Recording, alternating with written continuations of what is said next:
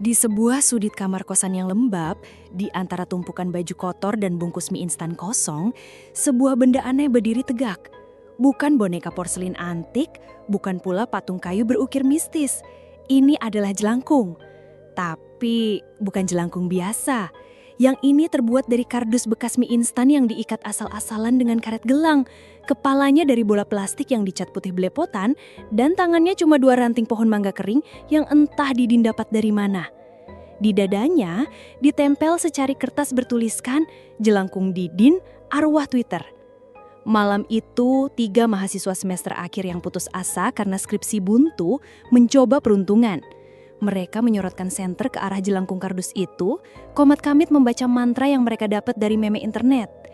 Jelangkung, jelangkung, di sini ada pulsa, datanglah segera. Tiba-tiba, ponsel salah satu dari mereka bergetar. Sebuah notifikasi Twitter muncul.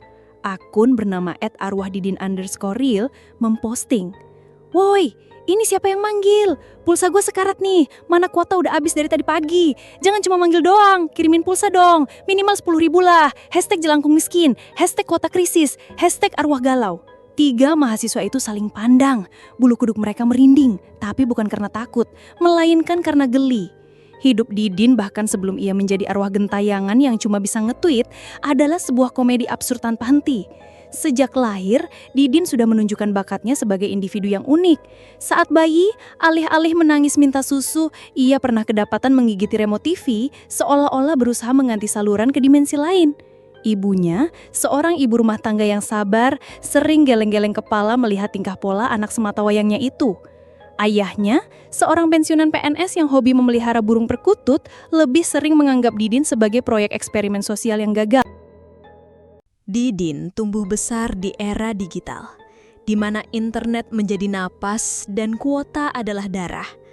Baginya, dunia nyata hanyalah interupsi dari kehidupan virtualnya yang jauh lebih menarik.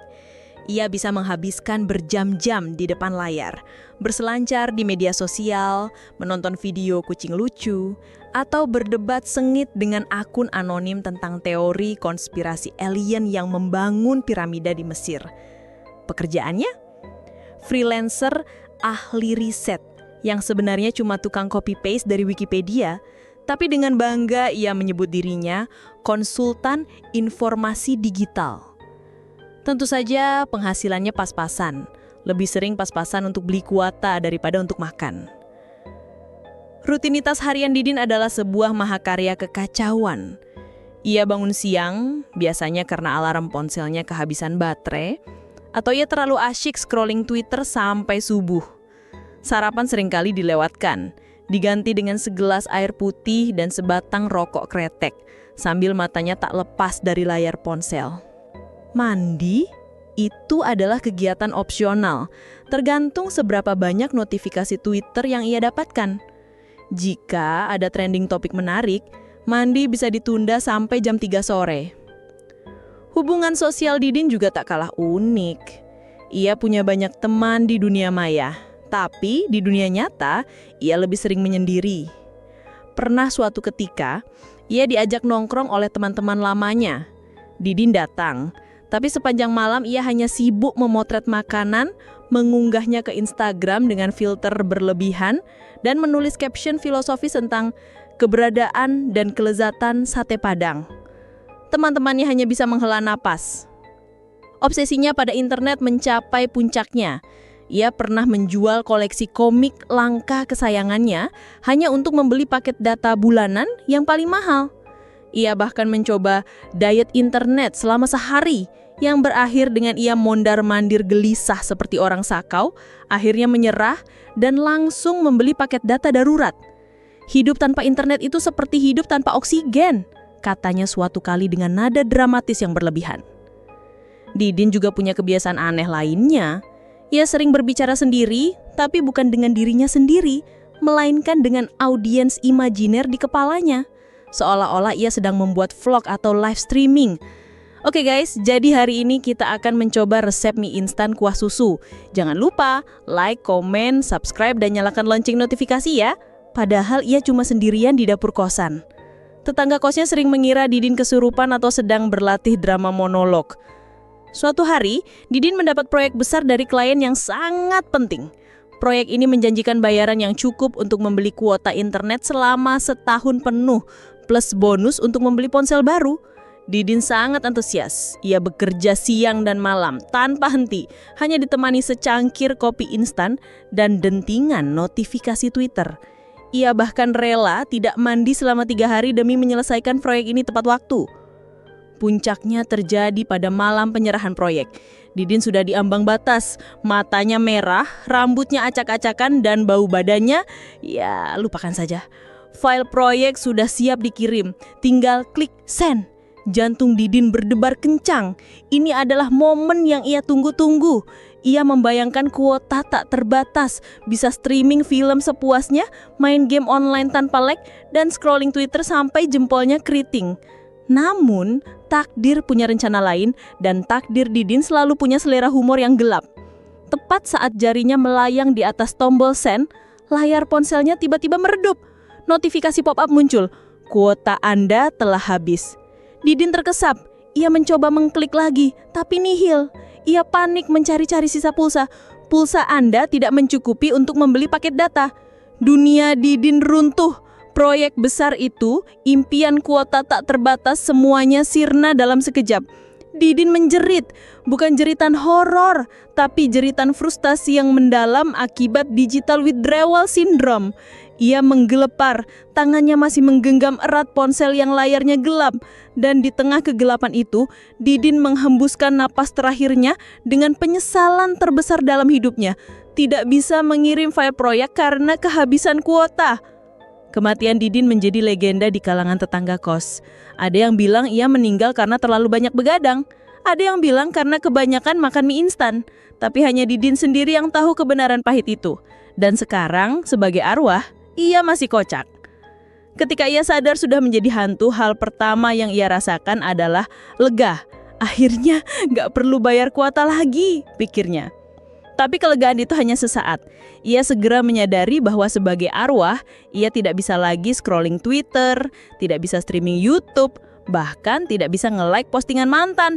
Ia terjebak di alam baka tanpa koneksi internet. Ini adalah neraka bagi Didin. Beruntung ada celah.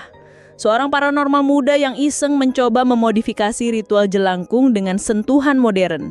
Ia menggunakan kardus bekas, ranting, dan bola plastik. Lalu entah bagaimana, ia berhasil menciptakan jelangkung low budget yang entah kenapa bisa terhubung ke Twitter. Mungkin karena Didin meninggal dengan obsesi internet yang begitu kuat, jiwanya melekat pada frekuensi digital. Sejak saat itu Didin menjadi jelangkung paling nyeleneh di dunia. Ia tidak bisa menggerakkan jelangkungnya secara fisik, tapi ia bisa merasuki ke dalam sinyal wifi terdekat dan mengirim tweet melalui akun @arwahdidinreal. Ia tidak bisa menjawab pertanyaan dengan ketukan atau tulisan hati, tapi ia bisa menjawab dengan tweet 280 karakter. "Jelangkung, siapa jodohku?" tanya seorang gadis. Didin membalas via Twitter. "Jodohmu itu yang sering nge-like postinganmu tapi gak pernah komen. Coba cek followersmu, pasti ada yang mencurigakan. #detektifarwah, #cinta online." "Jelangkung, apakah aku akan lulus skripsi?" tanya seorang mahasiswa. Didin membalas, "Lulus sih lulus, tapi revisi 70 kali. Mending sekarang kirimin pulsa gua, biar gua bisa bantu nyari referensi di Wikipedia.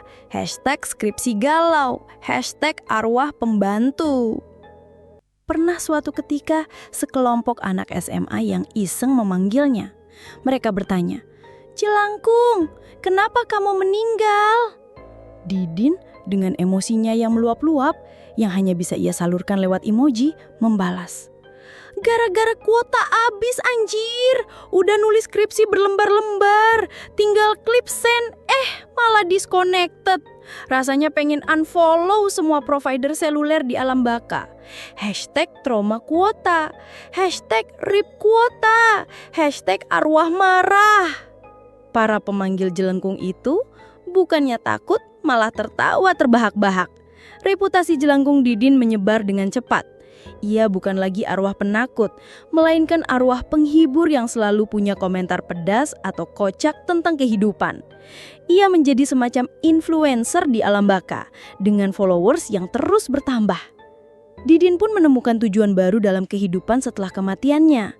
Ia membantu orang-orang dengan cara yang Didin banget, memberikan saran ngawur, mengomentari drama hidup mereka, dan sesekali meminta pulsa atau kuota darurat jika ada yang berbaik hati mengirimkannya.